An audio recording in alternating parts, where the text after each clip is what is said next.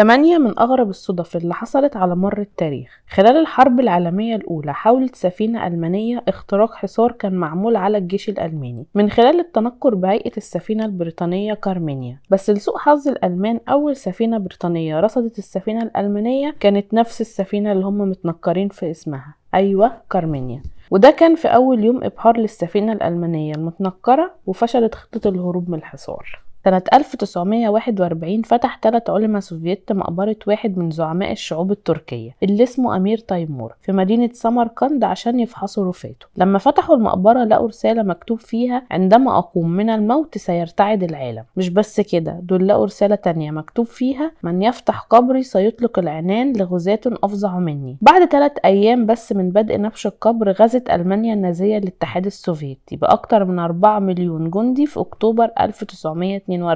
قولوا لنا في الكومنتات انتوا شايفين دي صدفة ولا لعنة فعلا. سنة 1835 حاول ريتشارد لورنس اختيار رئيس الولايات المتحدة أندرو جاكسون. قضى ريتشارد أسابيع في مراقبة تحركات الرئيس الأمريكي، وقبل تنفيذ محاولة الاغتيال في 30 يناير من نفس السنة كان الرئيس الأمريكي في جنازة عضو الكونجرس عن ولاية كالورينا الجنوبية. خطة لورنس اللي هو القاتل كانت إنه هيضرب الرئيس بالرصاص أثناء دخوله قاعة الجنازة، لكنه ما قدرش يكون قريب من الرئيس الأمريكي بما فيه الكفاية. غير خطته بسرعة ووقف بالقرب من عمود في طريق الرئيس وأكيد هيعدي من جنبه. وأخيرا لما جت الفرصة وبقى الرئيس الأمريكي قريب من لورنس طلع مسدسه وضغط بسرعة على الزناد كذا مرة، بس المفاجأة ان المسدس ما ضربش. ساعتها محدش لاحظ المحاولة الفاشلة، وكان مع لورنس مسدس تاني طلعه وضرب بيه على الرئيس الأمريكي. بس انت مستني اقولك ان عملية الاغتيال نجحت؟ لا برضه، المسدس ما ضربش. ساعتها بقى لاحظ الرئيس الأمريكي والحاضرين محاولة لورنس. الصدفة العجيبة في ان بعد القبض عليه وأثناء فحص الأسلحة المسدسين ضربوا نار عادي جدا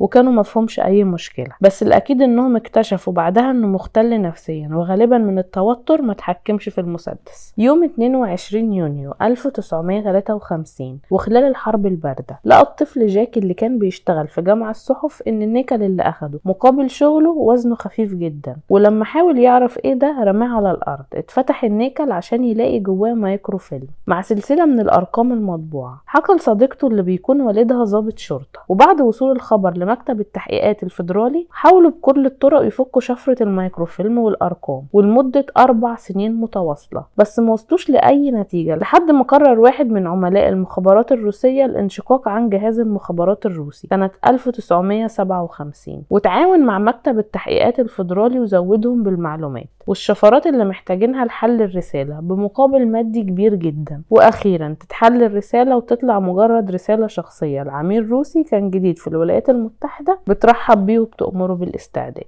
سنة 1805 لجأ 2 مستكشفين أمريكان لمترجمة هندية عشان تترجم لهم حديث عايزين يعملوه مع واحد من سكان أمريكا الأصليين. كانت المترجمة سيدة من السكان الأصليين لأمريكا، ولكن لما تمت 12 سنة اتخطفت في واحدة من المعارك، وبعد مرور سنة اتباعت لصياد واتجوزها وبدأ يستغل معرفتها بلغة السكان الأصليين كمترجمة. لويس وكلارك الاتنين المستكشفين اللي قلتلكوا عليهم في الأول كانوا بيحاولوا يتواصلوا مع قبائل الشوشون لشراء خيل عشان يتمكنوا من عبور جبال روكي، وأثناء قيامها بعملها اكتشفت ان رئيس القبيلة هو أخوها اللي فقدها من زمن طويل جدا.